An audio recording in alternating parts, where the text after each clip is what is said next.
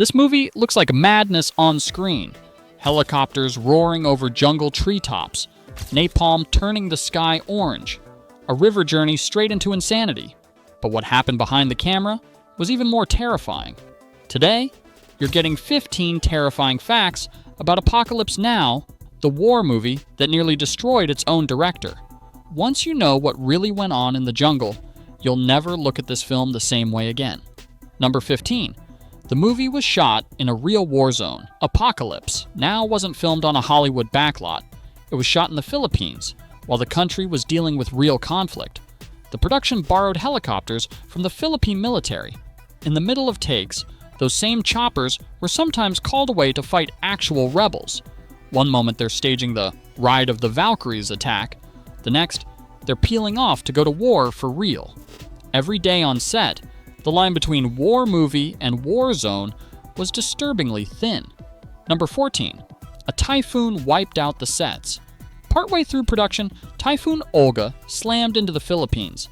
It didn't just delay shooting, it obliterated huge sections of the jungle sets, including the elaborate Kurtz compound.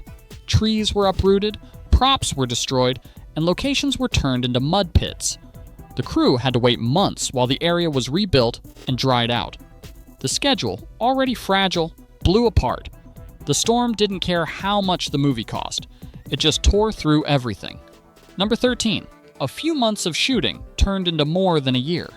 Originally, Apocalypse Now was supposed to be a relatively tight shoot, something like a few months on location. Instead, it dragged on and on. The production ballooned into well over a year of principal photography in brutal jungle conditions.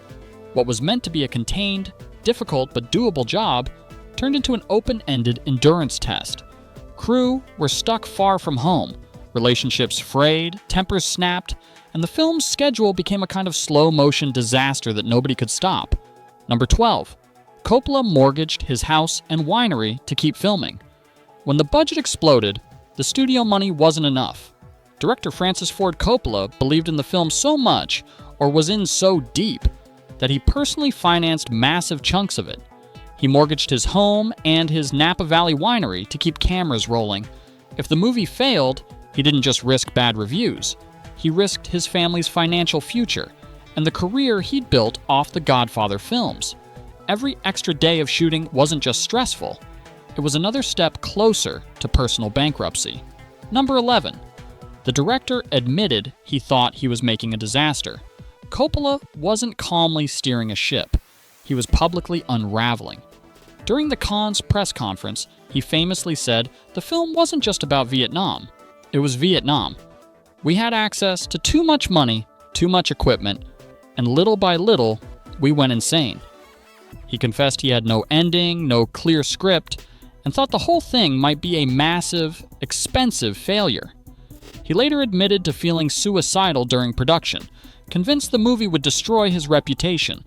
This wasn't just artistic pressure, it was a full-blown psychological crisis. Number 10. Harvey Keitel was fired after shooting had already started. Originally, Captain Willard, the main character, was played by Harvey Keitel. They shot for Maze with him in the lead. Then Coppola decided Keitel wasn't right for the role. He fired him and replaced him with Martin Sheen. That meant flying in a new lead actor, reshaping the character, and reshooting scenes they'd already spent time and money on. For a production already bleeding cash and days, it was a brutal reset. Number 9. Martin Sheen had a heart attack in the jungle at 36.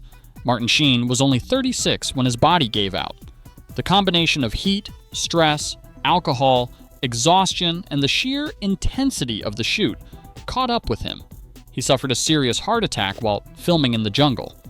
He had to crawl to the side of the road to get help and was eventually flown out for emergency treatment. Production quietly continued with stand-ins and voiceovers to cover for him while he recovered.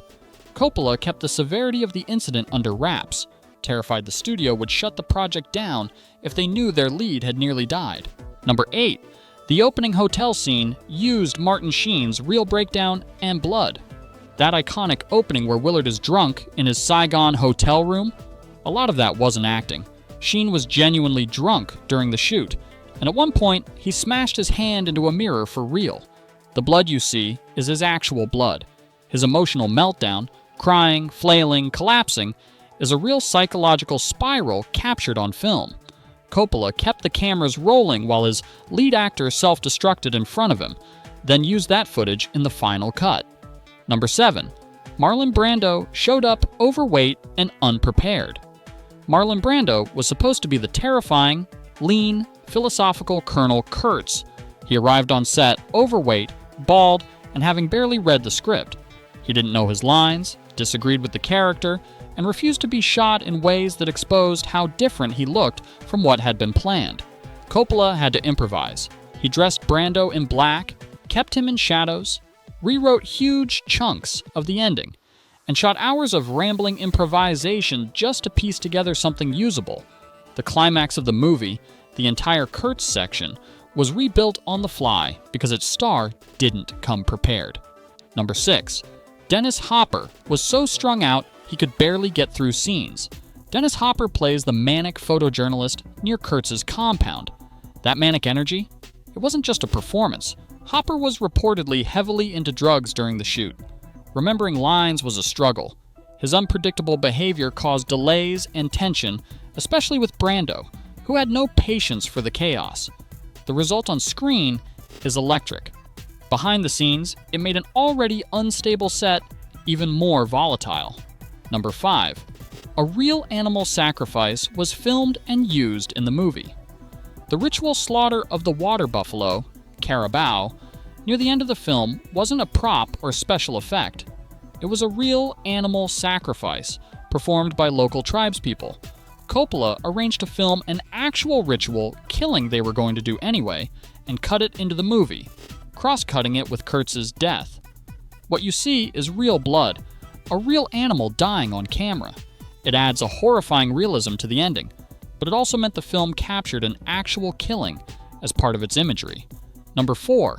The explosions and helicopter stunts were enormous and extremely risky. Those napalm blasts and low-flying helicopter attacks, they weren't small, safe illusions. The production blew up huge sections of jungle with massive fuel-based explosions. Helicopters roared just above treetop level and skimmed over actors in boats and on the ground. Any miscalculation, a pilot drifting too low, a blast going off a second too early, could have killed people. This was long before modern digital effects. Almost everything you see in those battle sequences was physically happening, in real space, around real bodies. Number 3. Cast and crew were constantly sick in the jungle. Living and working in the Philippine jungle wasn't roughing it. It was brutal. Many people on set suffered from dysentery, malaria scares, infections, and constant stomach issues. The humidity ruined equipment. Insects and wildlife were everywhere. Simple tasks took forever. People were losing weight, getting weaker, and still expected to haul gear, perform stunts, and push through grueling days. The physical environment itself was an enemy. Number 2. A 14-year-old Lawrence Fishburne lied about his age to be there. Lawrence Fishburne plays the young soldier Clean. He told the production he was 17. He was actually 14 years old. That means a kid barely into his teens was thrown into a chaotic war film shoot in a foreign country, surrounded by adults, drinking, using drugs, and dealing with all the madness of this set. He spent more than a year immersed in a project that grown men struggled to survive emotionally and physically. Number 1. The film was screened unfinished at Cannes, while Coppola was still recutting it. When Apocalypse Now premiered at the Cannes Film Festival in 1979, it wasn't even fully finished. Coppola brought a work-in-progress cut, still being edited, sounds still being refined, and showed it anyway. He was under enormous pressure to prove the film existed, and wasn't just an endless money pit. The reaction was intense and mixed. Awe, confusion, argument. The movie won the Palme d'Or, but Coppola went straight back into the editing room and kept cutting. Even after release, he kept revisiting it, eventually creating multiple versions. This wasn't a clean triumph. It was a near collapse that he barely wrestled into something releasable. Altogether, these 15 facts paint a picture of a director and a crew pushed to the edge. Real war nearby. Natural disasters. financial ruin on the line, actors collapsing, bleeding, overdosing, and improvising their way through a movie that often felt like it had no map. Coppola once said, "My film is not a movie about Vietnam, it is Vietnam." When you look at what this production did to everyone involved, he wasn't exaggerating. Which of these behind-the-scenes stories hit you the hardest? And after hearing all this, does Apocalypse Now feel like a masterpiece, a madness, or both? Thanks for listening. And remember, sometimes the scariest war stories are the ones that happened when the cameras weren't supposed to be rolling.